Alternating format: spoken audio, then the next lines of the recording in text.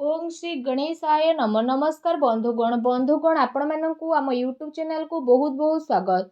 बंधुगण आज भिडियो रे आमे आपण मानकु कहिबा पई जाउछु आपणको पई विशेष भाबरे ए 48 घंटार समय अवधि विषय रे ए 48 घंटार समय आपणको पई किपरि साब्यस्त हेबो ता सहित केउ सब जिनिस रे आपणको फायदा हेबो केउ सब जिनिस रे आपणको सावधानता अवलंबन करबा को पड़िबो आपणकर लव लाइफ किपरि रहिबो क्यारियर किपरि रहिबो बिजनेस आउ व्यापार किपरि रहिबो ता सहित स्वास्थ्यर महत्वपूर्ण इनफॉरमेशन मध्ये आमे आपण माननको वीडियो रे देबु आउ ए वीडियो शेष रे आमे आपण माननको किछि उपाय विषय मध्ये कहिबु जहा द्वारा आपण ए दिन को आहुरी अधिक शुभ और मंगलदायक साब्यस्त करि परिबे। तो आगो को वीडियो आरंभ करबा पूर्व आमर आपणको रिक्वेस्ट कि जदि आपण आमर ए चैनल ले नुआ करि आछंती तो चैनल को सब्सक्राइब करंतु एवं सांगरे नोटिफिकेशन बेल को मध्य ऑन करंतु जहाद्वारा समय समय नुआ नुआ वीडियो नोटिफिकेशन आपको मिल जिवो।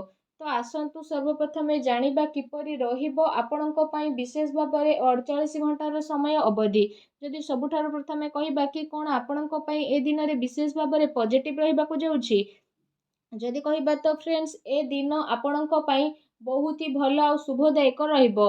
जरूरी काम करबा द्वारा आपणको विशेष भाव में लाभदायक अवसर प्राप्त मध्य हेबो अटके रहितिबा धन मध्य आपणको पुणी थरे वापस मिली पारे भल खबर मिलिबार आपणको पई अनेक ही जोग बनु अछि उच्च पदाधिकारी एवं वृद्ध लोकंकर सहयोग आपणको प्राप्त हेबो एवं सबु कार्य आपण सहलतार सह संपन्न करिकि आपणको प्रतीत मध्य हेबो। एहा सहित आपण आपणकर कार्य कुशलतार द्वारा कौनसी महत्वपूर्ण कार्य को बहुत ही भल उपाय रे पूर्ण करिवे जहा द्वारा आपणको काफी खुशी मध्य अनुभव हेबो कौनसी अति संपर्कीय लोकंकर घरे आगमन एवं हस परिहास रे आपणकर समय बीतित हेबा घरर माहौल को काफी खुशी भरा मध्य बनेई देबो निजर परिवार रो व्यवस्था बनेई के रखिबा पई जहा नियम आउ कायदा बना जाईछि तो से सब आपणको पई बहुत ही तारीफबान हेबो। एहा द्वारा घरे अनुशासित माहौल रहिबो आउ पिला माने निजर पाठ पढ़ा द्वारा एकाग्र चित्त मध्य रहिबे आपण आपणकर डेली लाइफ रु बाहरी किछि नुआ करिबा पई चेष्टा करिवे जहा द्वारा आपणकर मानसिक आउ शारीरिक थकापण मध्य दूर हेबो आउ नुआ ऊर्जार प्रभाव आपण आपणक भितरे अनुभव मध्य करि नेबे। फाइनेंस संबंधित जदि कहिबा महत्वपूर्ण निर्णय नेबा पई मध्य ए दिन आपणक पई बहुत ही उत्तम दिन रहिबो विशेष भाव में ए दिनर समय आपणक पई किछि सकारात्मक उपलब्धि मध्य नेकी आसीबो निजर महत्वपूर्ण कार्य को निभेइबारे आपण आपणकर विशेष भाव में पूरा ऊर्जा लगेबे आपणक प्रयास अवश्य ही सफल हेबो। धर्म कर्म प्रति आपणक आस्था रहिबो दिल अपेक्षा आपण दिमाग रे मध्य निर्णय नेबे भावुकतारे आसिकी आपणकर निर्णय गलत मध्य होई पारे शेयर मार्केट आउ निवेश ए सबु संबंधित कार्य रे आपणक पई लाभदायक परिस्थिति एबे उत्पन्न मध्य हेबो जहा द्वारा आपणक मन बहुत ही प्रसन्न रहिबो। ता सहित आसंतु जानिबा आपणक पई कोन नेगेटिव रहिबो जदि कहिबा पारिवारिक स्थिति आपणकर चिंतापूर्ण मध्य होई पारे परिवार रे जणे आउ जनक सह ताळ मेळर अभाव मध्य हेबो अनावश्यक कथा को मध्य नहीं विवाद मध्य उत्पन्न हेबार विशेष भाव में संभावना देखा देउछि कौनसी प्रकार मन रे भ्रम उत्पन्न हेबा द्वारा जणे आउ जनक सह लड़ाई झगड़ा मध्य हेबो ता सहित पिलांकर कौनसी नकारात्मक गतिविधि कारणरू आपनको चिंता आउ क्रोध भली भावना मध्य विशेष भाव में उत्पन्न हेबो किंतु से सबु भूल को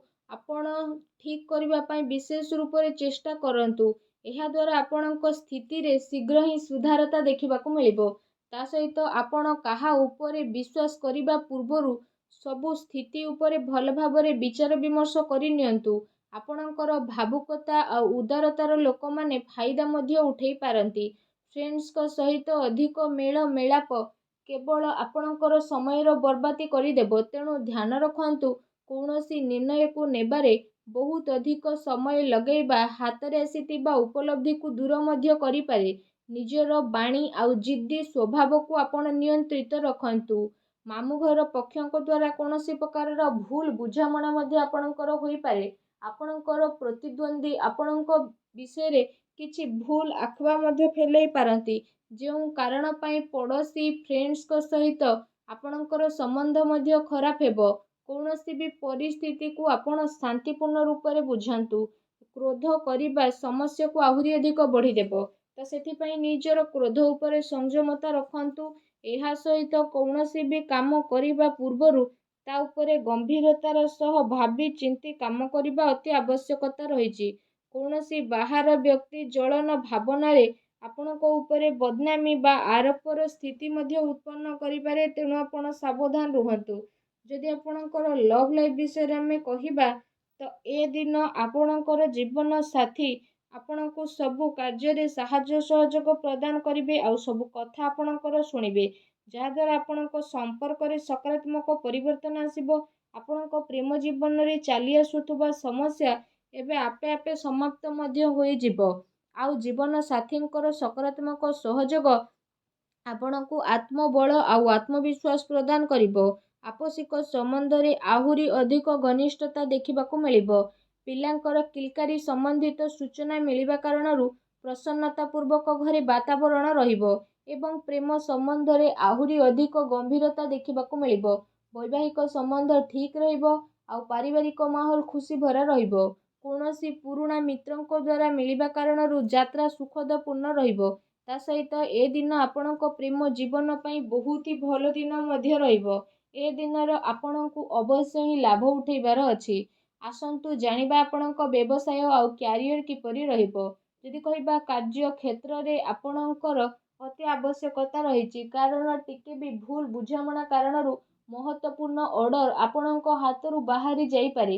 ଚାକିରି ପେଶା ବ୍ୟକ୍ତି ବିଶେଷଙ୍କୁ ଧୈର୍ଯ୍ୟ ବନେଇକି ରଖିବାର ଆବଶ୍ୟକତା ରହିଛି, କାହିଁକି ନା ତାଙ୍କ ଉପରେ କାମର ଅଧିକ ବୋଝ ରହିବ ଏବଂ କାର୍ଯ୍ୟକ୍ଷେତ୍ରରେ କିଛି ନୀତିରେ ପରିବର୍ତ୍ତନ କରିବାର ଆପଣଙ୍କ ଆବଶ୍ୟକତା ରହିଛି। ସହଯୋଗୀ ଆଉ କର୍ମଚାରୀଙ୍କ ଗତିବିଧିକୁ ନଜରଅନ୍ଦାଜ ଆଦୌ ବି କରନ୍ତୁ ନାହିଁ। ଆପଣଙ୍କ ପିଠି ପଛରେ ଆପଣଙ୍କୁ କେହି ନୋକସାନ ପହଞ୍ଚାଇବା ପାଇଁ ଚେଷ୍ଟା କରିପାରେ। ସାଝେଦାରୀ ବ୍ୟବସାୟରେ ମାର୍ଗଦର୍ଶିତା ରଖିବା ଆପଣଙ୍କ ପାଇଁ ଅତି ଆବଶ୍ୟକତା ରହିଛି। କୌଣସି ପ୍ରକାରର ଅନୈତିକ କାର୍ଯ୍ୟକୁ କରିବାଠାରୁ ଦୂରେଇ ରୁହନ୍ତୁ, କାରଣ ଏହାର ଖରାପ ପ୍ରଭାବ ଆପଣଙ୍କର ମାନ ସମ୍ମାନ ଉପରେ ପଡ଼ିପାରେ। ସେଥିପାଇଁ କୌଣସି ଅଜଣା ବ୍ୟକ୍ତିଙ୍କ ସହ କୌଣସି ଡିଲ୍ ଫାଇନାଲ ଆପଣ କରନ୍ତୁ ନାହିଁ। ଏହା ଆପଣଙ୍କ ପାଇଁ ବହୁତ ହି ଭଲ ରହିବ। ଏହା ସହିତ କାର୍ଯ୍ୟକ୍ଷେତ୍ରରେ ଚାଲି ଆସୁଥିବା କୌଣସି ପ୍ରକାରର ପ୍ରୋବ୍ଲେମକୁ ଆପଣ ଶାନ୍ତିପୂର୍ଣ୍ଣ ରୂପରେ ସୁଲଝେଇବାର ଅତି ଆବଶ୍ୟକତା ରହିଛି, କାରଣ ଏହା ଦ୍ୱାରା ଆପଣଙ୍କ ଆବଶରେ ଆସି ପରିସ୍ଥିତି ମଧ୍ୟ ବିଗିଡ଼ିପାରେ। ଅଧିକାରୀଙ୍କ ଦ୍ୱାରା ବାତଚିତ କରିବା ସମୟରେ ମାନସିକ ସ୍ଥିତି ଆପଣଙ୍କର ସାମାନ୍ୟ ବନେଇକି ରଖନ୍ତୁ। ଏହା ସହିତ ଏ ଦିନ ମାର୍କେଟିଂ ସମ୍ବନ୍ଧିତ କାର୍ଯ୍ୟ ଆଉ ବାହାର ଗତିବିଧିରେ ଆପଣଙ୍କର ବ୍ୟତୀତ ହେବ। ଚାକିରି ପେଶା ବ୍ୟକ୍ତିଙ୍କୁ ନିଜର ଟାର୍ଗେଟ ପୂରା ହେବା ଦ୍ୱାରା ପ୍ରମୋସନ ମଧ୍ୟ ମିଳିପାରେ, ଯାହାଦ୍ୱାରା ତାଙ୍କ ମନ ବହୁତ ହି ପ୍ରସନ୍ନ ରହିବ। ଆସନ୍ତୁ ଜାଣିବା ଆପଣଙ୍କର ସ୍ୱାସ୍ଥ୍ୟ କିପରି ରହିବ। ଯଦି ବିଶେଷ ଭାବରେ କହିବା, ଆପଣଙ୍କୁ ଏସିଡିଟି, ଗ୍ୟାସ୍ ଭଳି ସମସ୍ୟା ମଧ୍ୟ ଉତ୍ପନ୍ନ ହୋଇପାରେ। ଏମିତିରେ ନିଜର ଖାଦ୍ୟପେୟ ଉପରେ ଆପଣ ସଂଯମତା ବନେଇକି ବିଶେଷ ଭାବରେ ରଖନ୍ତୁ। ଏହା ସହିତ ନିଜ ସ୍ୱାସ୍ଥ୍ୟକୁ ଆହୁରି ଅଧିକ ଭଲ ରଖିବା ପାଇଁ ଆପଣ ପ୍ରତ୍ୟେକ ଦିନ ଯୋଗ କରନ୍ତୁ, ବ୍ୟାୟାମ କରନ୍ତୁ, ସୂର୍ଯ୍ୟଙ୍କୁ ଜଳ ଅର୍ପଣ କରନ୍ତୁ। ଦେଖିବେ ସମୟ ଆପଣଙ୍କ ପାଇଁ ବହୁତ ହି ଶୁଭ ଆଉ ମଙ୍ଗଳଦାୟକ ସାବ୍ୟସ୍ତ ହେବ। ଭିଡ଼ିଓ କେମିତି ଲାଗିଲା କମେଣ୍ଟ କରିକି ଜଣାଇବେ। ଚ୍ୟାନେଲରେ ନୂଆ ଆସିଲେ ଚ୍ୟାନେଲକୁ ସବସ୍କ୍ରାଇବ କରିବେ। ଧନ୍ୟବାଦ।